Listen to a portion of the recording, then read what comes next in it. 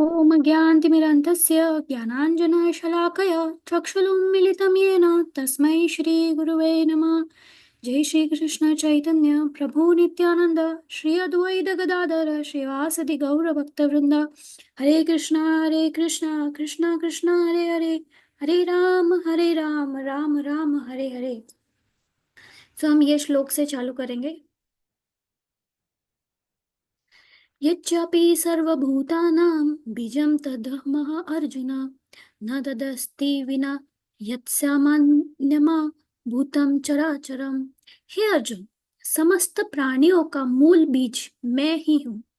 जगत में चराचर ऐसा कुछ भी नहीं है जिसका अस्तित्व मेरे बिना है। तो यह भगवान क्या बोल रहे हैं कि हर चीज का मूल मैं हूँ, चाहे फिर वो कुछ भी हो। ये जगत का आप कुछ भी ले लो, उनके मूल बीज वो हमको कहाँ से मिल रहा है, क्या मिल रहा है? मूल बीज कृष्ण भगवान है। हम लोग बोलते हैं कि ब्रह्मा जी ने सृष्टि बनाई, लेकिन ब्रह्मा जी कैसे आए? कृष्ण भगवान से।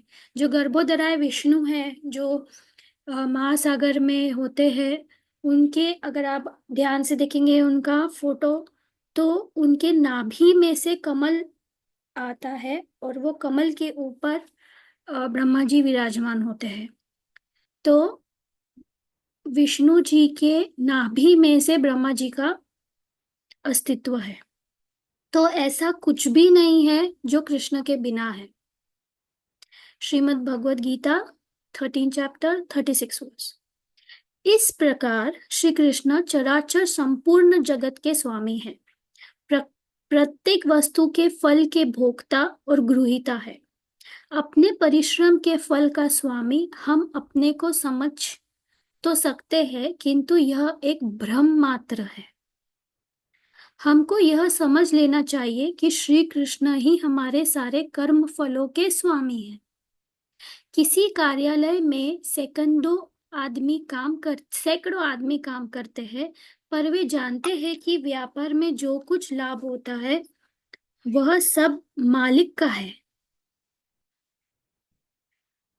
ये शायद हमने उस दिन पढ़ा था, पर ठीक है, थोड़ा सा वापस ले लेती हूँ। क्या था ये सब? हाँ, ये हो गया था, राइट।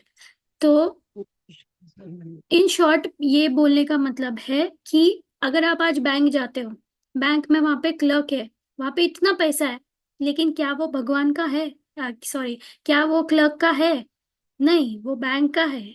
उसी तरह दुनिया, ये जो सब कुछ है, अपना यश भी, अगर आज आप पैसा भी कमा रहे हो, तो आपको अगर ऐसा लग रहा है कि मैं उसका स्वामी हूं, तो आप माया में हो और आप आपके कर्म बांध रहे हो।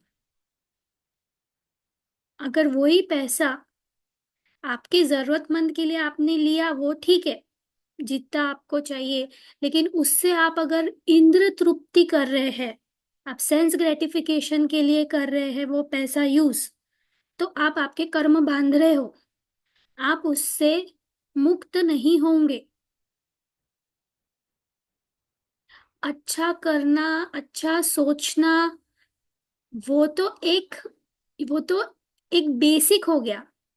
मतलब वो, जैसे बोलते ना, अगर 100 मार्क का पेपर है, तो 35% जो पासिंग होता है, वो 35% हुआ। लेकिन हम क्या बच्चे को बोलते हैं, नहीं, तेरे को टॉप करना है, तेरे को जिंदगी में टॉप करना है। वैसे ही तेरे को अगर ये जीवन के चक्रव्यूह से बाहर निकलना है, तो तेरे को वो 35% नहीं सिर्फ काम है। जो हम लोग बोलते हैं, अच्छा सोचो, किसी के बारे में भी अच्छा करो, अच्छा कर्म करो, वो सिर्फ आप 35% हो रहे हो। वो सिर्फ आप मोड ऑफ गुडनेस, सत्यता में रहोगे बस, सात्विक जिसको बोलते। लेकिन अगर आपको मेरिट होना, 100% होना पूरा, तो आपको श्री कृष्ण को समर्पित करना पड़ेगा, तो ही आप जीवन और मृत्यु और जन्म के चक्रव्यूह से बाहर निकलोगे। नहीं तो आप बाहर नहीं निकलोगे।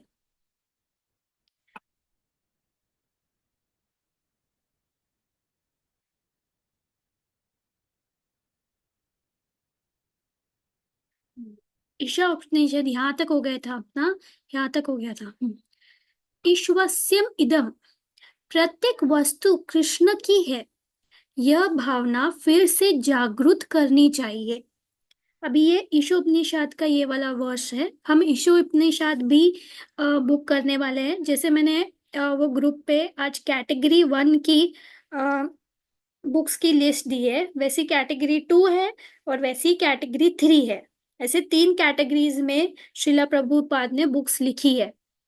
तो जो ये श्री ईशोपनिषद है ये कैटेगरी 2 में आती है ये बुक। केवल व्यक्तिगत स्तर पर ही नहीं अपितु राष्ट्रीय और अखिल ब्रह्मांड के स्तर पर भी इस भावना का प्रसार होना चाहिए। तो ये श्रीला प्रभुपाद जो है, इन्होंने ये मिशन, ये श्री कृष्णा एस्कॉन, एस्कॉन क्या है? International society for Krishna consciousness. Krishna consciousness तो आप सब समझ ही गए कि क्या है, कृष्ण भावनामृत, बराबर। हम सबको कृष्ण भावनामृत होना है। तो ये यहाँ पे क्या बोल रहे हैं कि हमको सिर्फ इंडिया के लिए वो एप्लीकेबल नहीं होना चाहिए। जो कृष्ण भगवान है पूरे जगत के भगवान है, पूरे यूनिवर्स के भगवान है। चाहे फिर उसमें हमने पिछले चैप्टर्स में भी दिया जातिवाद कुछ नहीं, कि ये मुस्लिम है, ये क्रिश्चियन है, ये पारसी है, ऐसा कुछ भी लेना देना नहीं है उसका, ये ज्यूइश है, ऐसा कुछ भी लेना देना नहीं है। आप कोई भी कल्चर ले लो, कोई भी रिलीजन ले लो, कुछ भी ले लो, सिर्फ कृष्ण भगवान ही बोल रहे हैं कि मैं भगवान हूं, और कोई बोल नहीं रहा है कि मैं भगवान हूं। क्रिश्चियन में भी जीसस क्राइस्ट बोलते हैं I am son of God, Muslim में भी मोहम्मद बोलते हैं कि आई एम सेवक हूं मैं भगवान का। तो वो भगवान है कौन? भगवान श्री कृष्ण है, जो भगवत गीता में उन्होंने क्लियरली बोला है। तो ये जगत के भगवान है। तो ये अभी शिला प्रभुपाद जी ने बाहर ही जाके क्यों किया? क्योंकि उन्होंने देख लिया था कि हम इंडियंस जो है, अभी ये तो हमारा संस्कृति था, लेकिन हम फिर भी उसे फॉलो नहीं कर रहे थे। तो उन्होंने देखा कि हम लोग वेस्टर्नर्स का कॉपी कर रहे हैं, वेस्टर्नर्स जो कर रहे हैं हम लोग वो सब कॉपी कर रहे हैं। तो इसीलिए वो 1960, वो उनकी एज 65 ईयर्स थी जब वो अमेरिका फर्स्ट टाइम गए ये प्रचार करने के लिए। 65 ईयर्स की एज में, इतने बूढ़े, फिर भी उन्होंने प्रचार किया हमारा अच्छा सोचते हुए। सो इसीलिए हमें प्रचार करना चाहिए। हमें, जो कृष्ण भगवान है ये पूरे ब्रह्मांड के भगवान है, तभी शांति होगी। यह प्राय उदारता और अन्य लोगों का आदर करते हुए कार्य करने की मनोवृत्ति दर्शाते हैं। अपने परिवार, अपने देशवासियों और अन्य देशवासियों के साथ मैत्री भाव रखने के लिए प्रयत्न करते हैं, किंतु हमारा यह व्यवहार एक मिथ्या मनोकल्पना पर आधारित है।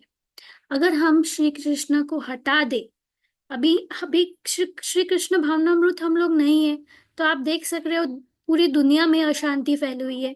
बांग्लादेश में वॉर हो रहा है, हर तरफ वॉर के हालात है, हमारे सैनिक सुरक्षित नहीं है, हम सुरक्षित नहीं है।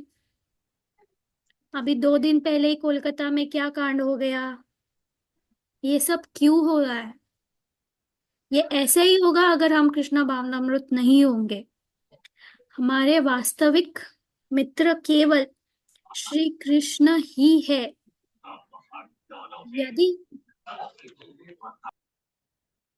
श्री कृष्ण ही, यदि हम अपने परिवार, राष्ट्र या समस्त विश्व को लाभ पहुंचाना चाहते हैं, तो हमें कृष्णा भावना भावित कार्य ही करना चाहिए। यदि हम अपने परिवार का कुशल चाहते हैं, तो हमें उसके प्रत्येक सदस्य को कृष्ण भावना भावित बनाने का प्रयत्न करना चाहिए। संसार में अनेक मनुष्य अपने परिवार को लाभ पहुंचाने का प्रयत्न कर रहे हैं, किंतु दुर्भाग्य से वे सफल नहीं हो पाते। वे नहीं जानते कि वास्तविक समस्या क्या है। हम अपने परिवार वालों के लिए, सबके लिए अच्छा ही सोचते हैं, कोई बुरा नहीं सोचेगा। लेकिन क्या उनके कर्म आपके हाथ में है? नहीं है। उनके कर्म आपके हाथ में नहीं है। वो जो बोलेंगे, वो जो करेंगे, उनको ही उनका भोगना है।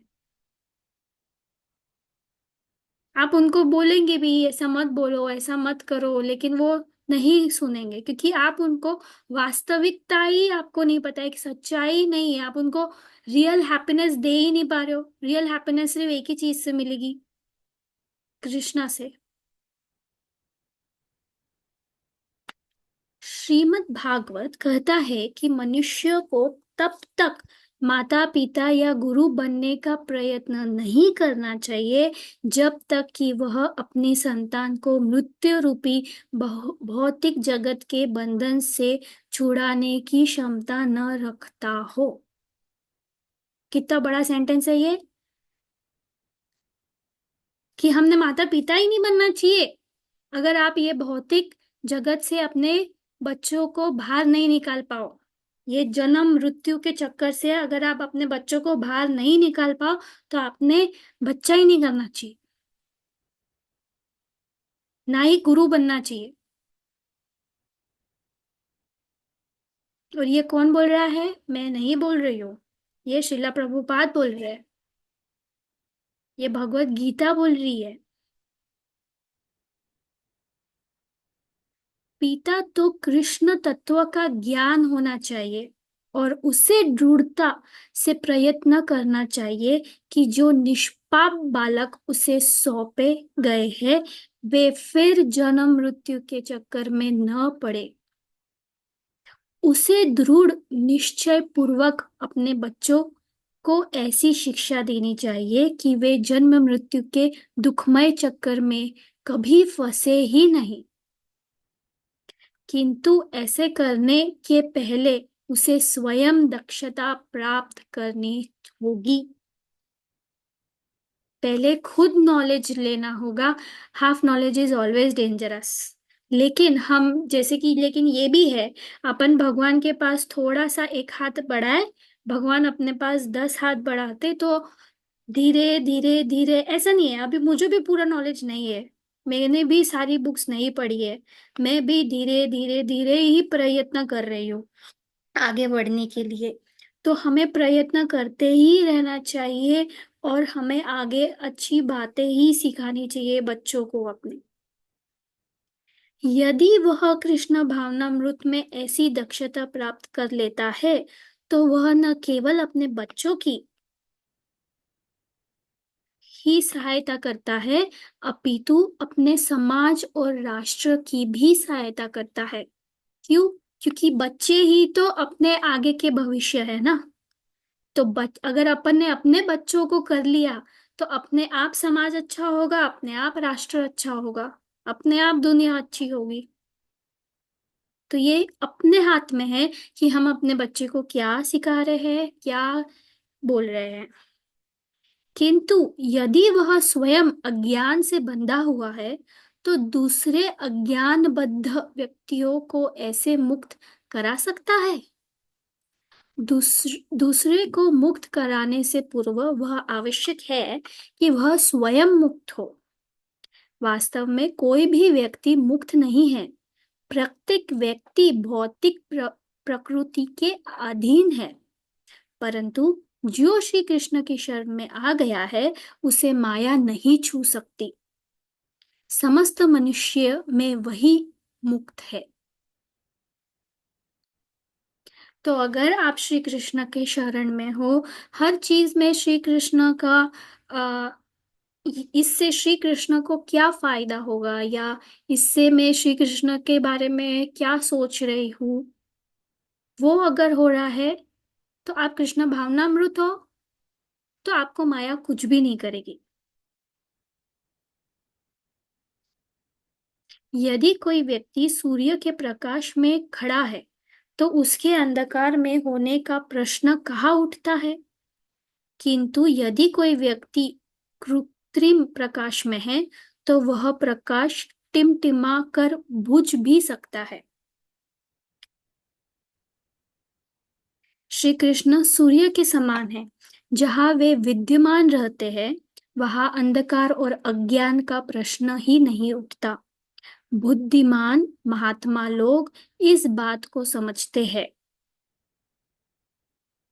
तो यहाँ पे बुद्धिमान लोग कैसे होते हैं? जो भगवान को शरणागत है वो लोग बुद्धिमान है आज की तारीख में। हमने पिछले चैप्टर्स में पढ़ा है कि उनको बुद्धिमान क्यों बोला है। दो मेन रीजन है उनको बुद्धिमान बोलने के। एक तो जैसे कि एक एनिमल लाइफ बताया मैंने कि अगर हम लोग कृष्ण भावनामृत नहीं है, अगर हम भगवान का नहीं कर रहे हैं तो हम एनिमल लाइफ जी रहे। क्योंकि एनिमल्स में और हम में सिर्फ इतना ही फर्क है कि हम भगवान को समझ सकते हैं और वो भगवान को नहीं समझ सकते। आप बोलेंगे उनको तो बोलते भी नहीं आता, उनको तो अपनी फीलिंग्स भी एक्सप्रेस करते नहीं आती और हमको आती। नहीं, उनको बोलना आता है। उनकी लैंग्वेज होती है जो हमको नहीं समझ में आती और उनमें फीलिंग्स होती है। तो उनमें और अगर हम भगवान का नहीं कर रहे हैं तो हम एनिमल से कम नहीं है।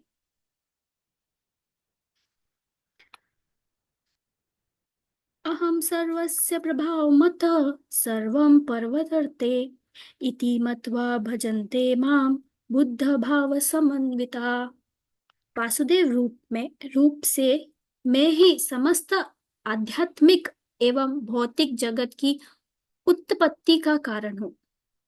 प्रत्येक वस्तु मुझसे ही उद्भूत है। तत्वतः ऐसा समझकर बुद्धिमान लोग भक्ति भाव से मुझे भजते हैं और सच्चे हृदय से मेरी पूजा करते हैं। Shrimad Bhagavad Gita 10 chapter 8 verse. इस श्लोक में बुद्ध बुद्ध शब्द प्रयुक्त हुआ है जिसका अर्थ बुद्धिमान, विद्वान या पंडित है। उसका लक्षण ये क्या है? वह जानता है कि श्री कृष्ण इस संपूर्ण सृष्टि के उद्गम है। सोर्स, उद्गम मतलब सोर्स। जिसे गंगोत्री गंगा जी का उगमन है वैसे ही पूरे सृष्टि का श्री कृष्ण है। वह समझता है कि जो कुछ भी दिखता है वह श्री कृष्ण से उत्पन्न हुआ है। इस भौतिक जगत में काम एक महत्वपूर्ण तत्व है। सभी जीवों में काम भाव पाया जाता है। प्रश्न हो सकता है कि यह काम भाव वस्तुतः कहाँ से आता है? बुद्धिमान मनुष्य समझता है कि यह काम भावना श्री कृष्ण में है और यह व्रज की गोपिकाओं के साथ उनके संबंधों में प्रकट होती है। इस भौतिक जगत में जो कुछ पाया जाता है वह श्री कृष्ण में भी परिपूर्ण रूप से पाया जाता है। अंतर यह है कि इस भौतिक जगत में प्रत्येक वस्तु विकृत रूप में दिखाई देती है। मतलब यहाँ पे काम मतलब यहाँ पे सेक्स का उदाहरण दिया है। तो क्या कोई लोग बोलेगा क्या वहां पे नहीं है? क्या श्री कृष्ण के लाइफ में वो नहीं है? है। लेकिन जैसे कि हमने बताया हमारी मटेरियल बॉडी है। मटेरियल बॉडी में हम उस चीज को अलग तरीके से लेते हैं और वही चीज स्पिरिचुअल बॉडी में अलग होती है। अभी अगर आप देखेंगे वासुदेव और देवकी जो थे, उन्हें जो पुत्र हुआ उनके अंदर कोई काम नहीं था। वो दिव्य था। तो ये समझने के लिए हमें बहुत समझना पड़ेगा। ये हमारे समझ के थोड़े ऊपर है। तो अभी तो छोटी छोटी चीजें हमें समझनी पड़ेगी। सो बोलने का मतलब जो चीज यहाँ है वो चीज भी वहां है। ऐसा नहीं है कि हमने इंसानों ने कुछ अपने ही मन से कुछ बना लिया है, ऐसा नहीं है। अभी देखो, अभी आप बोलेगे क्या तो फिर क्या गंदी क्वालिटीज भी है कृष्ण के पास? हाँ है। अभी भगवान भी चोरी करते थे बराबर। चोरी थी, भगवान में भी चोरी थी, भगवान चोरी भी करते थे, भगवान झूठ भी बोलते थे, भगवान सब करते थे। लेकिन वो प्योरिटी थी, क्योंकि वो भगवान कर रहे हैं, और भगवान के वो करने के पीछे इंटेंशन था। अभी क्या तब वॉर नहीं हुआ, महाभारत भी तो वॉर ही थे, वो हुआ। लेकिन धर्म को वापस स्थापित करने के लिए तो होना ही पड़ेगा ना, वो वॉर करना ही पड़ेगा। तो वही कह रही हूँ, जो चीज भगवान अगर उसमें इंक्लूडेड है, वो बुरी चीज भी अच्छी हो जाती है, क्योंकि वो भगवान कर रहे हैं। इतना इतना समझ आना ही चाहिए। आप अगर भगवान के ऊपर ही प्रश्न उठाओगे कि नहीं भगवान भी चोरी कर रहे हैं, भगवान भी झूठ बोल रहे हैं, तो ऐसे नहीं होता है। अगर वो वहां नहीं होगा, तो हमारे यहाँ पे फिर चोरी नाम का शब्द ही नहीं होता था, और कोई बुरी क्वालिटीज ही नहीं होती थी। हम लोग जो चोरी कर रहे हैं या ये, हम हमारे मतलब के लिए कर रहे हैं। भगवान ने जो चोरी करी, वो वहां के ग्वालाओं को खाने के लिए चोरी करी। माखन क्यों चुराते थे श्री कृष्ण? क्या उनके पास क्या कम था क्या? कितनी लाखों गैया थी, और कितनी लाखों गैया के माखन थे, लेकिन फिर भी वो क्यों चुराते थे? क्योंकि वो जो राजा कंस थे, वो राजा कंस को बहुत सारा माखन के रूप में कर जाता था, टैक्स। तो वो टैक्स, तो जो गरीब ग्वाला थे, अब कृष्ण भगवान तो नंद बाबा के यहाँ रहते थे, वो तो ये थे मतलब सरपंच थे, तो वो तो पैसों वाले के घर में थे।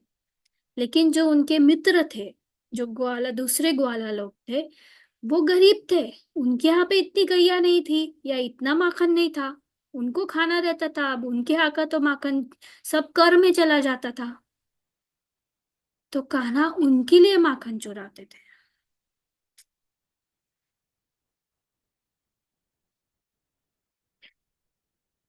श्री कृष्ण में ये सारी प्रवृत्तियां और भाव अपने शुद्ध आध्यात्मिक रूप में पाए जाते हैं। जो इस बात को तत्वतः जानता है, वह श्री कृष्ण का सच्चा भक्त बन जाता है। तत्वतः, ये वर्ड वापस आ गया, तत्वतः मतलब इन ट्रुथ।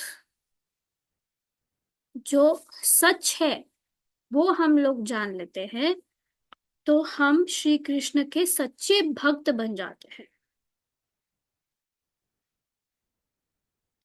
महात्मानस्तु मां पार्थ दैवी प्रकृतिमाश्रिताः भज्यन्ते नन्द मनसो ज्ञात्वा भूतादिव्यं व्ययम् सततं कीर्तनयन्तो मां यतन् यत्नन्तश्च रुदृव्रतः नमस्यन्तश्च मां भक्त्या नित्ययुक्ता उपासते।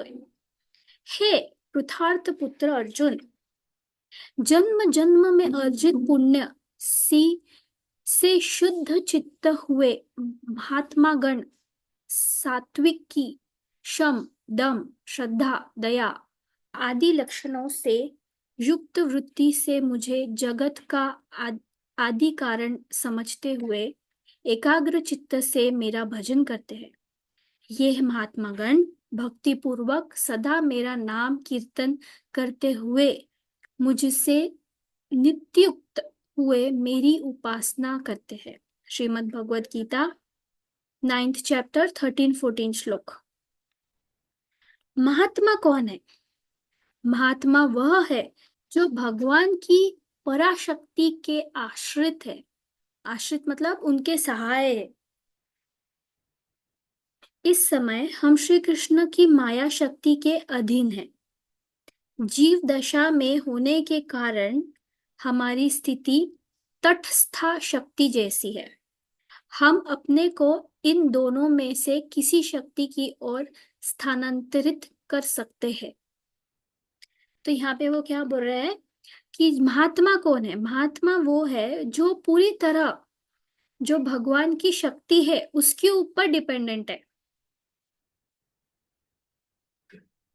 और हम किसके ऊपर डिपेंडेंट है? हम भगवान की पूरी माया शक्ति पे डिपेंडेंट है। हम माया में हैं, तो हमको माया में नहीं रहना है। माया क्या है जो हम बोलते हैं हम माया है, माया है? माया भी एक्चुअली कृष्ण की शक्ति है।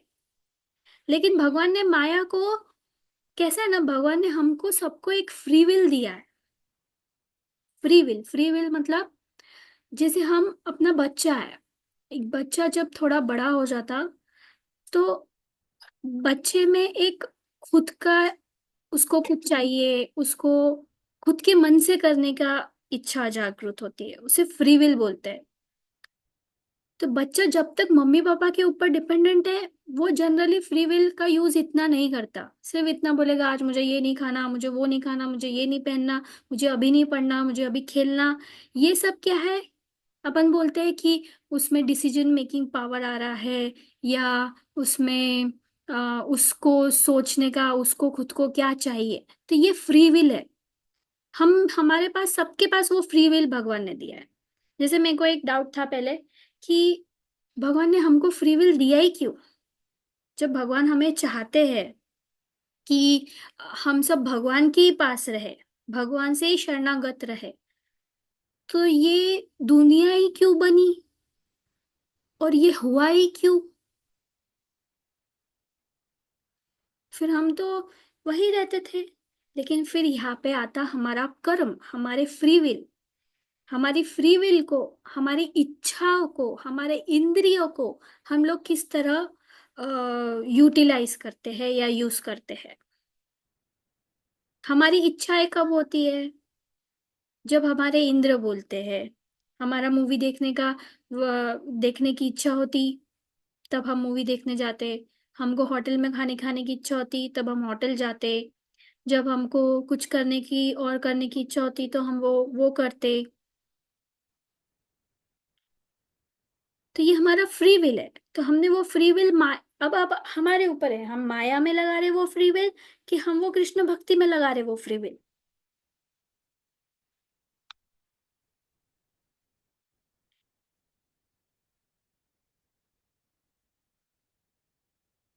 कृष्ण पूर्णतया मुक्त है, और उनके अंश होने के कारण हम में भी मुक्ति का यह विद्यमान है। भले थोड़ा है, पर है। कृष्ण भगवान पूरी तरह मुक्त है, उनको किसी का भी कुछ बंधन नहीं है। और उनको जो भी बंधन है, उनको कौन बांध सकता है? सिर्फ एक भक्त उनको बांध सकता है, और उनको कोई बांध नहीं सकता।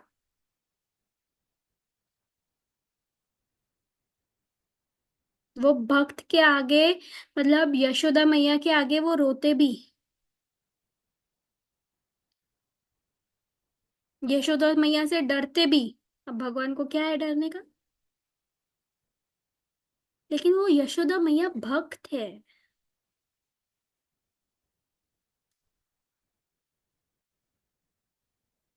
इसीलिए हम चुन सकते हैं कि हमें किस शक्ति के अधीन रहना है। हमको माया शक्ति के अधीन रहना है कि हमको पराशक्ति के अधीन रहना है।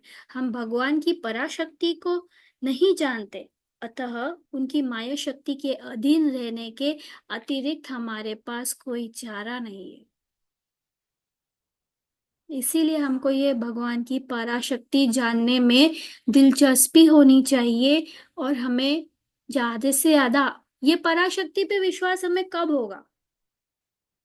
अच्छा, आपको एक इंसान पे विश्वास कब होता?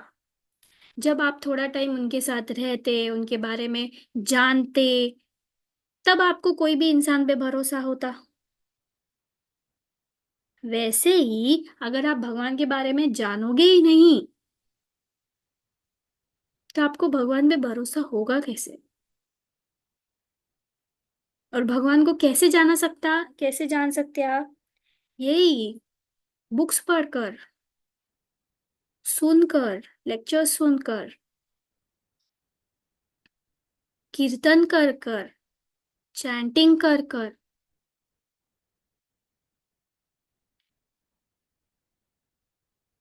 कुछ दर्शनों की स्थापना है कि हम जिस प्रकृति का अनुभव इस समय कर रहे हैं उसके अतिरिक्त कोई प्रकृति नहीं है, और इससे मुक्त होने का एकमात्र उपाय है कि इस प्रकृति को निष्फल करके शून्यवत रिक्त हो जाना। किंतु हम शून्यवत रिक्त नहीं हो सकते क्योंकि हम देहधारी जीव है।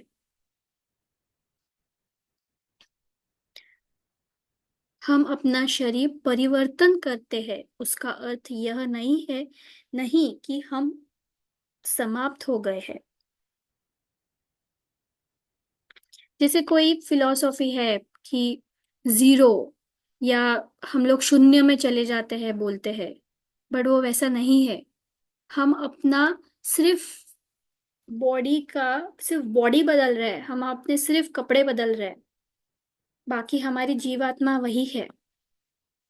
हम सिर्फ अपना शरीर परिवर्तन कर रहे हैं, चाहे इंसान का, चाहे जीव जंतु का, चाहे एनिमल का, किसका भी। भौतिक प्रकृति के प्रभाव से मुक्त होने के पूर्व हमें यह समझ लेना चाहिए कि हमारा वास्तविक स्थान कहाँ है और हमें जाना कहाँ है। तो हमें कहाँ जाना है? कहाँ है हमारा स्थान? लोग। गोलोका, हाँ। वृंदावन, वैकुंठ। सुरभि, जो ऊपर का पैराग्राफ है, कुछ दर्शनों की स्थापना, वो हाँ यानी क्या? ये पैराग्राफ में जो ऊपर है ना, कुछ हाँ दर्शनों की स्थापना, यानी ये क्या? हाँ जो उनके धाम है उसके बारे में है क्या? हेलो। हाँ हाँ, मैं सुन रही हूँ। एक मिनट, कुछ दर्शनों की स्थापना मतलब अब मैं समझी नहीं आपका क्वेश्चन। वही पैराग्राफ ऊपर जो है ना, हाँ हाँ, उसको एक बार पढ़ के बता, क्या है उसका मीनिंग? एक मिनट।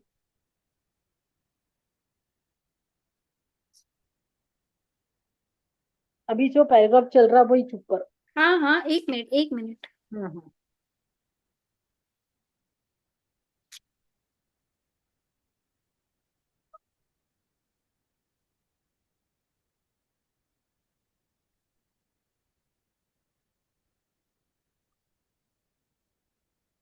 एक मिनट रुकना, बता रही हूँ। हाँ हाँ।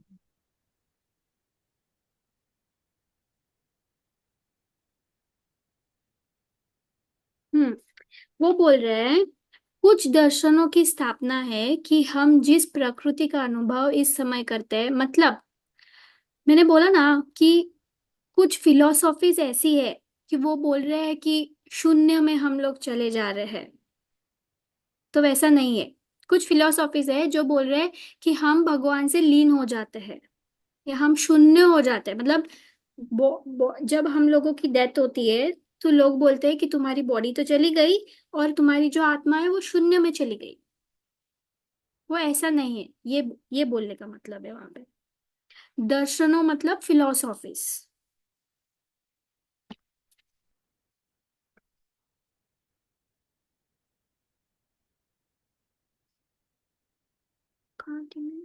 भौतिक प्रकृति के प्रभाव से मुक्त होने को पूर्व हमें यह समझ लेना चाहिए कि हमारा वास्तविक स्थान कहाँ है और हमें जाना कहाँ है। यदि हमें यह मालूम नहीं कि हमें जाना कहाँ है, तो हाँ, तो हम यही कहेंगे, हाय हम नहीं जानते कि उत्तम क्या है और अधम क्या है। हम जो कुछ जानते हैं वह यही है, अतः हमें यही रहने दो और सड़ने दो। अगर आपको पता ही नहीं कि इससे भी अच्छा कुछ है, हम क्या बोलते हैं, हमको स्वर्ग जाना है, हमको स्वर्ग जाना है। लेकिन स्वर्ग स्वर्ग वैकुंठ नहीं है या गोलोका नहीं है। स्वर्ग तो भौतिक जीवन में का ही पार्ट है। लेकिन स्वर्ग हमें क्यों जाना रहता? क्योंकि वहां पे थोड़ी सी अ, कठिनाइयां कम रहती।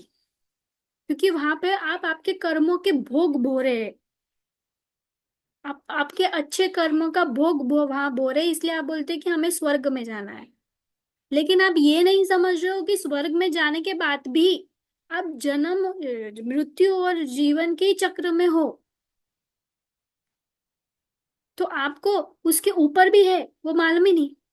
कितने लोगों को मालूम था कि ऐसा भी कुछ होता है, गोलोक वृंदावन होता है, श्री कृष्ण जहाँ रहते, श्री कृष्ण स्वर्ग में नहीं रहते।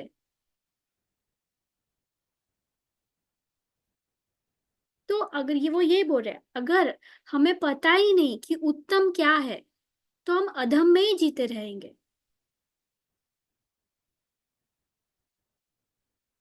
किंतु श्रीमद् भगवद गीता हमें अंतरंगा शक्ति और पराशक्ति के विषय में बताती है।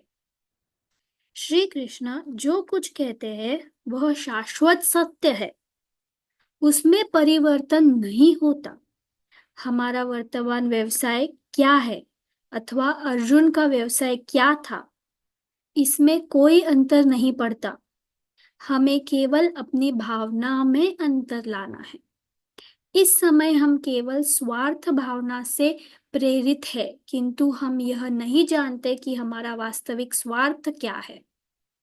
सच्चाई यह है कि हम में स्वार्थ नहीं, इंद्रिय अर्थ है। स्वार्थ एक्चुअली तो कृष्ण ही है, क्योंकि हमको पता ही नहीं हु आई एम का आंसर अगर आप बोलोगे। अगर मैंने किसी को पूछा हु आर यू, तो वो क्या बोलेगा? आई एम सुरभि, या आई एम गर्ल। आप क्या बता रहे हो? आपकी बॉडी का संबंध बता रहे हो, लेकिन एक्चुअल में हो क्या आप आत्मा हो। आप ये नहीं बोलोगे कभी कि मैं एक आत्मा हूं, नहीं बोलो।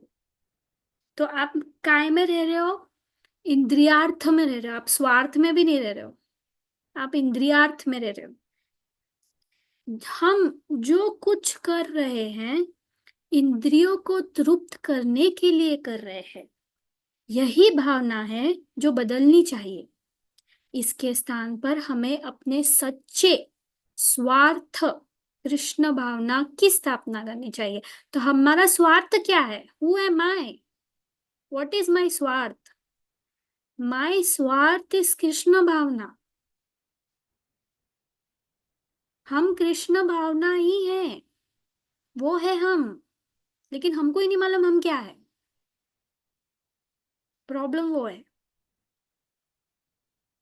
अभी ये इंद्रिया, अब आप लोग बोलेंगे इंद्रियों को वश में कैसे लाया जा सकता है?